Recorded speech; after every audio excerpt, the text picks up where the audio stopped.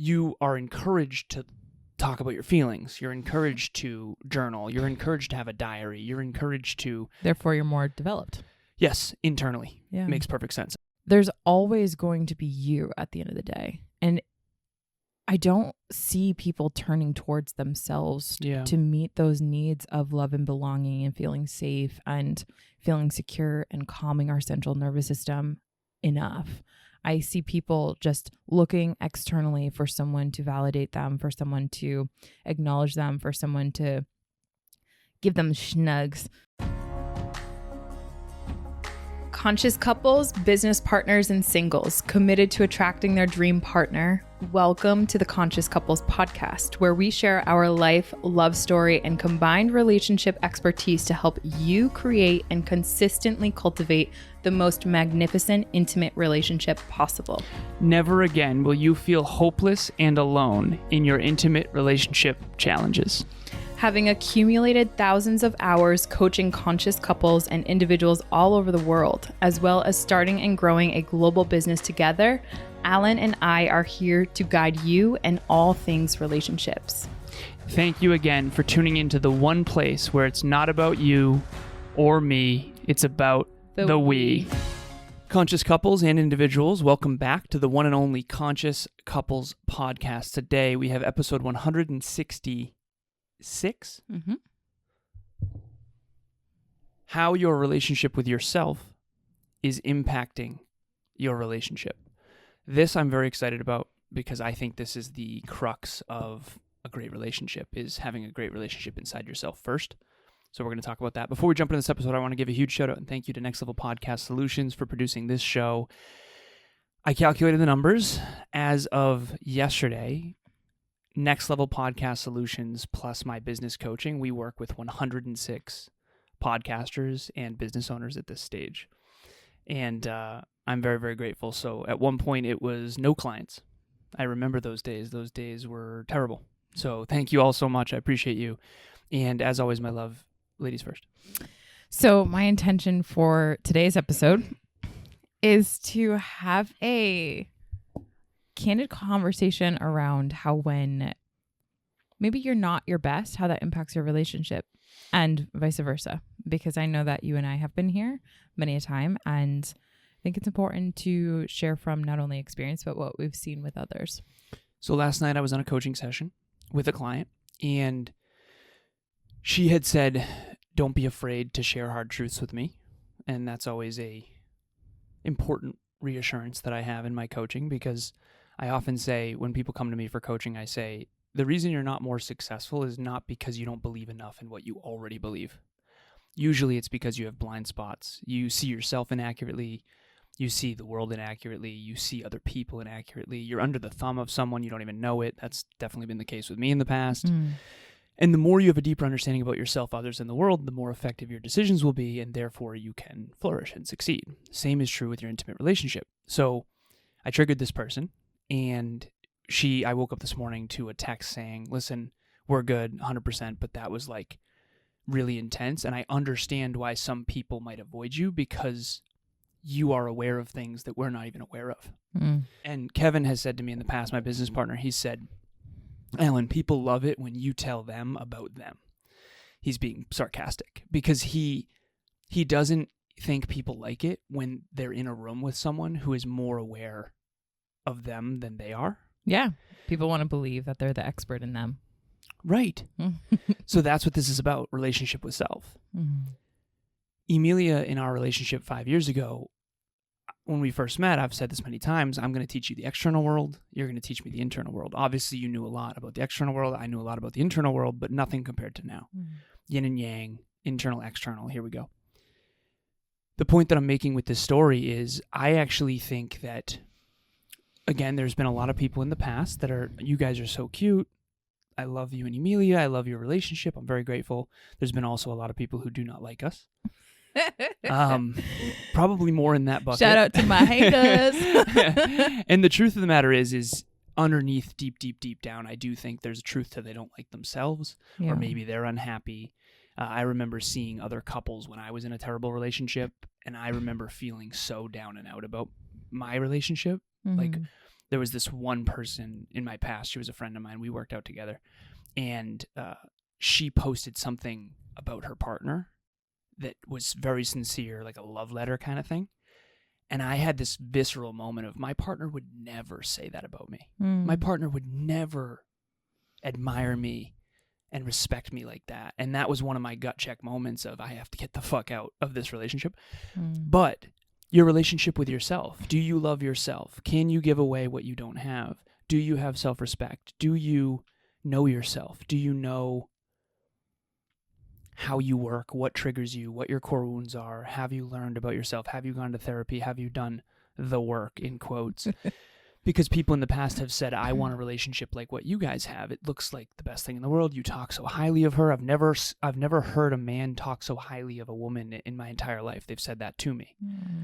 And I honestly think that the reason I can talk so highly about Emilia is because I have the confidence within myself to be able to do that. Yeah. And in the past, I was definitely with partners who didn't have a good relationship with themselves. So how could they allow me to shine or lift me up, or like they were afraid it would go to my head or whatever it is. Sometimes the person who gets compliments the least is the person who needs them the most. But it all starts from inside. And so they would say, I want a relationship like you and Emilia. And the truth is that is only possible if. Ready? I'm going to give you all the ifs, and then I'm going to let Emilia talk on this episode. If you do the inner work, if you build self-efficacy, if you do personal development for your entire life, if you have the capabilities, if you are secure within yourself, if you have self-respect, self-love, self-discipline, if you have self-acceptance, if you've healed your wounds, if you've looked at your trauma, if you've gotten a therapist or a coach and mentors, if you're educated, if you're aware. See, the list gets really, really, really long. And I have a lot of clients in the past, when I didn't know what I was doing in comparison to now, that had terrible partners. And the reason those partners were holding them back always came down to the fact that they didn't have abundance within themselves. Yeah. Do you remember, babe, way back when you and I weren't dating, but you were beginning to take an interest in me, and you had DM'd me, and you had asked in the DMs, true or false, are you in a relationship? And I said, yeah, with myself. Yes. I do remember that. So when Alan and I first met, right, that was, even before we met, I had prioritized, and it wasn't a joke. Like, people hear that story and think that, like, oh, that's just a playful thing that you said to try to keep people at bay. It's like, yes, and it's true. I always am thinking about, where is my relationship at with myself? Yeah. How much do I like myself? How much do I love myself? What am I doing in action to really show myself and feel that through and through, whether it be the micro moments in the day or whether it be the little me dates that we sneaky trample now because, you know, so much has evolved. But I was on a client call yesterday, and I was sharing this story about, so many people look externally and outsource their centers of love, their centers of regulation, their center of engaging with people in a way that helps them feel secure. And so many people have been taught that. And what's unfortunate is that from a very young age, we are not taught to look for security, to look for love, to look for belonging from the inside, and start there. And, you know, I think it's a travesty, because what I was saying with this client last night is, she's in that boat. She's in her mid-20s. She's struggling to, you know, really feel the sense of security and safety within herself. And so it's very easy for her to look externally to try to have her partner or ex-partner or whoever really fill in that void of not feeling secure, not feeling like you belong anywhere, not feeling like you are loved. And I do know it contributes to the mega sense of loneliness that we have in this world. And when you're in an intimate relationship like you and I, right? You and I, if we're not taking care of ourselves, if you and I are not tending 100%. To the relationship that you and I have with ourselves, it creates breeding ground for moments that drive resistance or apprehensiveness or like almost like contempt and resentment towards each other, because deep down, we're angry at ourselves. It's like if there hasn't been, I don't know, if you make a promise to yourself and let's say you are trying to keep the promises you made to me before you make and keep those promises that you've made to yourself, right? You want to do your pre-gym workout and you want to make sure that that routine is really nice, and because that is something that is so deeply meaningful for you. But yet I want to yap my head off in the car and I want to tell you all about my day, and you aren't able to do that one thing that is so meaningful for you.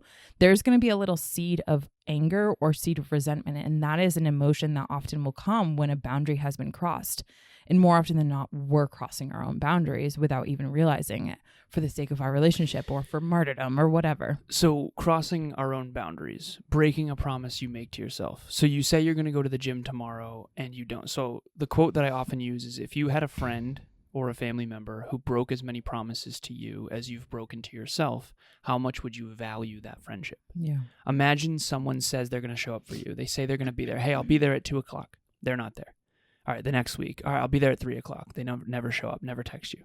Yeah. All right, I'll be there this time. This time's going to be different. No, this time will be different. Okay, no, I'll really be there this time. And then they're not there, or they're an hour late, or whatever it is, and they don't text you and they don't get back to you. I honestly think that when we break promises to ourselves, we degrade our self-esteem, and then we end up treating other people poorly as a byproduct of treating ourselves poorly. And this goes back to Maslow's hierarchy of needs, but not just Maslow, but human needs in general. So I have, if anyone wants it, I'll send it for a link in the show notes, but I have a pyramid of fulfillment that has 21 categories. It's a lot. We used to do it in group coaching, but it's 5 levels. Next Level University is the name of my company, so it's always levels. There's always a next level. And the bottom level is physical needs. Then it's emotional and physical needs. Then it's mental, emotional, and spiritual needs, and then it's all spiritual needs at the top. And it's kind of like a 21st century version of Maslow, and it does include belonging, thanks to you, sweetheart, because Emilia believes that belonging is at the core of our being, especially belonging with yourself. And so here's the thing, right? I'll use me as an example because I do think that I was guilty of this for sure. I was a man born and raised in Massachusetts, taught to seek external success and achievement.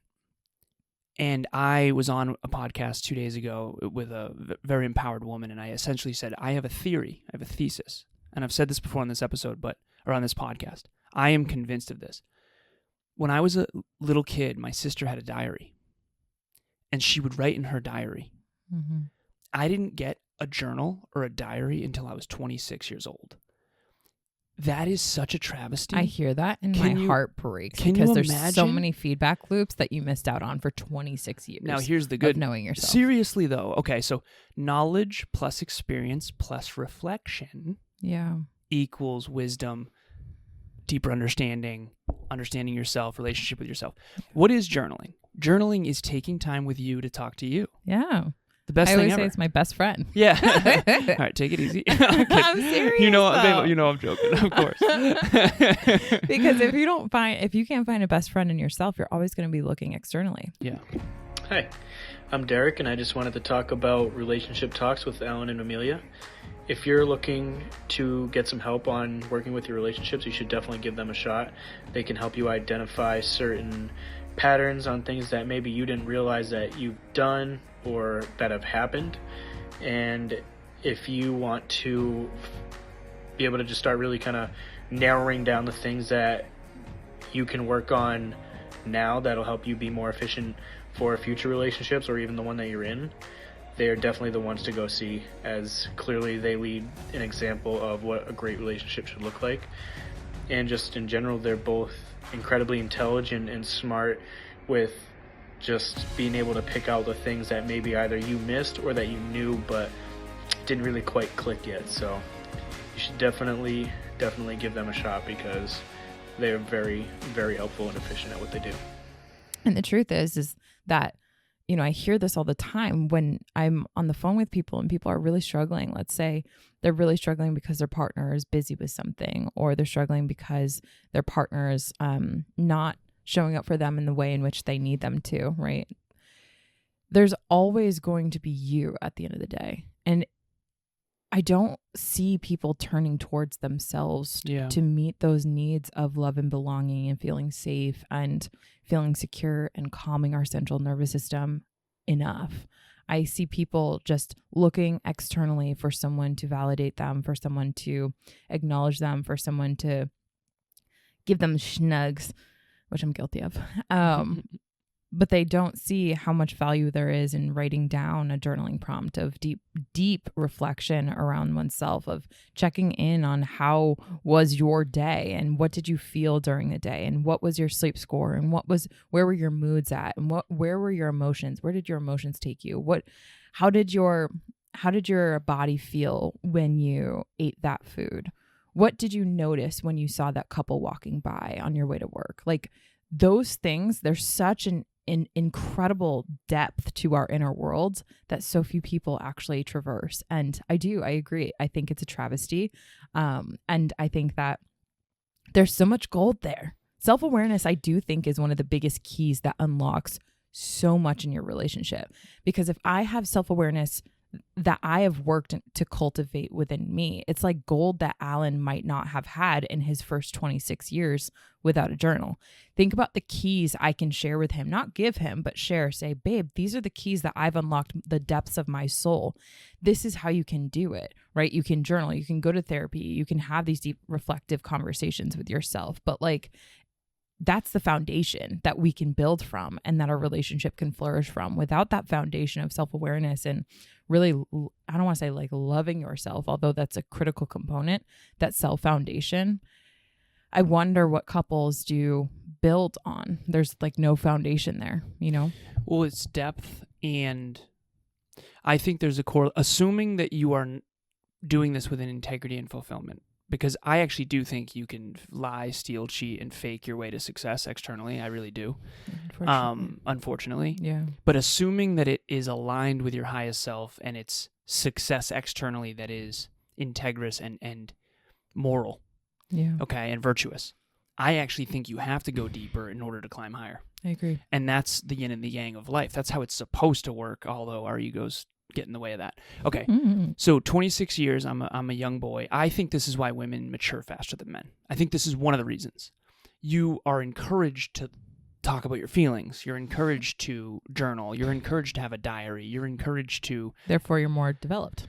Yes, internally. Yeah. Makes perfect sense. Yeah. Okay, so 26 hits, and I go all internal.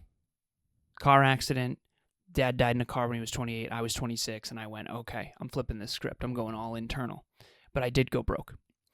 And that doesn't mean when you start working on yourself, you're going to go broke. The point is I was fully external achievement, academics, corporate, achievement, at the expense of my inner fulfillment. I flipped the script. I went all in on fulfillment and inner wisdom, and now I'm seeing the fruits of that labor. So now I have a deep understanding of the external world, how the economy works, how business works, science, technology, engineering, mathematics, business, finance.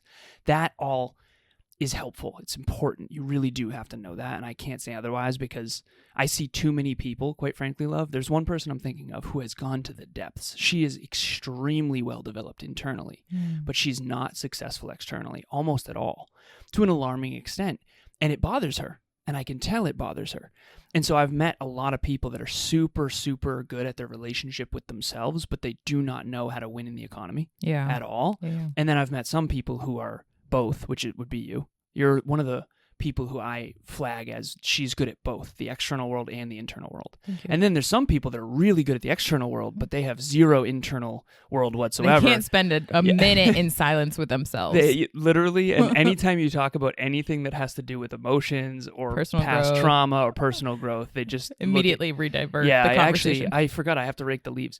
I'm joking. But okay, so here's to bring this full circle, because Emilia and I, we have amazing clients in 10 minutes that relationship talks coaching we're going to talk to you about in a second. Your relationship with yourself, 0 to 10. I have a pyramid of self. I'm going to also put this in the show notes, okay? It's a pyramid of self. We're getting all the goodies today, y'all. It's nice. It starts. This is my favorite topic. It is. Seriously. When I first met Emilia, her Facebook said she was in a fucking relationship. with me. Yeah.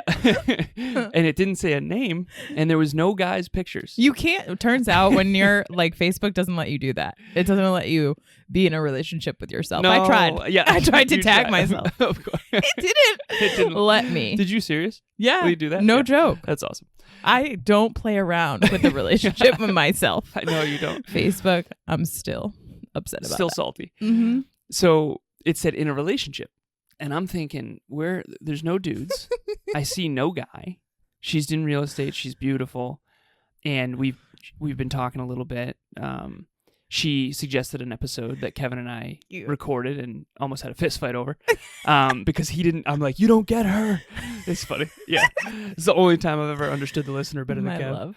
I'm kidding. And this was before Emilia and I, got together. But when I DM'd her, I said, true or false? And by the way, I did unsend the DM several times because I'm a coward. But and you're like, you were a coward. You saw, yeah, I was a coward. No longer as much. Thank you. I still think I'm cowardly in some things, but I'm the man. No, but you saw the notification, and then you kept checking it. It's like there is no message. What the hell is the deal with this guy? Who is this dude? Who is this jacked fitness model guy? Who is this guy with his shirt off unsending DMs to me? Get out of here. Some of them had shirts on. But your logo, when it came up on my screen? For sure. Yeah, facts. Okay, so real quick, for everyone out there watching or listening, hey, real quick, fitness model, fitness competitor, fitness coach. I was deep into fitness. I'm coming back, by the way, not the modeling side, nor the shirtless photos. Only from you. Yeah, exactly. You know it. But I DM her finally, and I keep it there. Mm-hmm. And I say, true or false, are you in a relationship? Because I wanted to ask her on a date. Mm-hmm. And she said, yep, in a relationship with myself. And that's the end of the episode. No. So the takeaway for all of the listeners, in all seriousness, I am the bystander, the beneficiary of your inner work. As am I. Thank you. Yeah, not a lot of guys do inner work. More of them are. Now, and I do think that you're inspiring a lot of men to do that. And I'm so grateful of that because I know what it's like to be in a relationship where my partner doesn't do the work and where my partner doesn't have a relationship with himself and never even thought of that being a priority. And trust me, I coach people that have husbands and partners that doesn't even blip on the radar.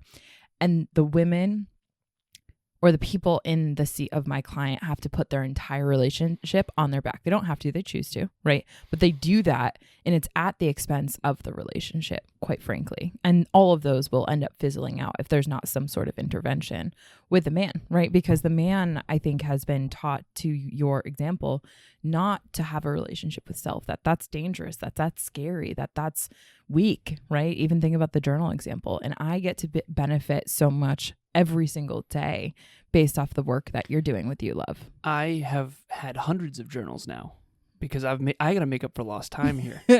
And so I am self-reflecting.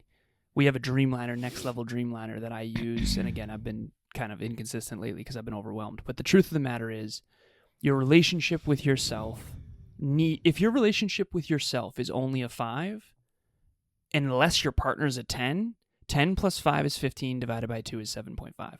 You can only ever have a 7.5. So in the past, someone came to me, I'll say this over and over again. They said, I want a relationship like you have. And I was honest with them. I was courageous enough to say, that is not possible unless you become as well developed as Emilia, unless you develop your relationship with yourself as well as she has developed with herself. I am benefiting from being in a relationship with you beyond my own comprehension. And so are you in business and all these other things. Mm-hmm. And that's, at the end of the day, ask yourself, what is your relationship with yourself? 0 to 10.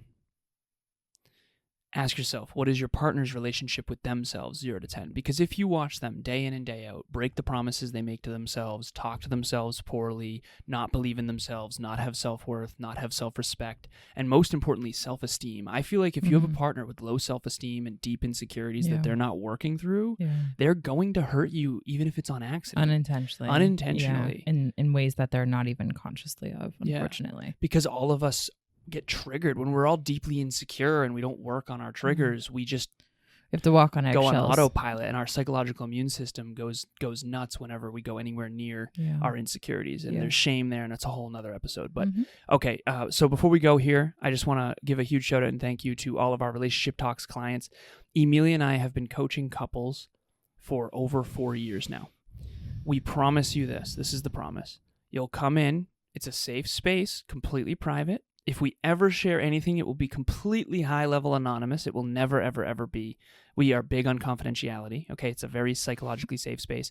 And we will promise you that you will identify the bottlenecks in your relationship, and we will promise you a higher probability of success in not only your relationship with yourself, but also your relationship with your partner and your achievement of your goals and dreams. That's really what the difference between, I think, couples counseling is and Relationship Talks coaching. We're going to help you build your dreams together, whatever that be, whether it be a horsey farm or a mansion on the beach or whatever it is. And the dividends that pay off of that is extraordinary. So yes, some of my favorite work that we do. In addition, you'll see in the show notes with all the goodies that we gave in this episode, you'll see an invite link to our next Relationship Talks event. Those are free every single third Thursday of the month. This one will be on April 17th, how to create more quality time with your partner. We've said this before. I'm going to say it again. You know, this day of age, creating quality time is so much harder because we have so many things that are bidding for our attention. Because everybody's scrolling. Everyone's scrolling. So games on your phone, devices. We have 26 devices in our household. There's only 2 of us. Obviously, Tucker, Tilly, Tao have iPads. I'm joking. But yeah, you spending time with your partner, have it be quality time. So that Relationship Talks event is going to go into the depths of how to do that in this modern day world. So register and we'll see you there. Okay, thank you. As always, it's not about you or me. It's about the we. We'll talk to you next time. Bye, everyone. Thanks for joining us for another episode of the Conscious Couples podcast. We love connecting with the Conscious Couples community, so please make sure you follow us on Instagram. I am at Evolve with Emilia, and Alan is a Lazaros 88. Also, if you or your partner resonated with this episode, leave us a review at the link in the show notes, and please share this with someone you love and care about.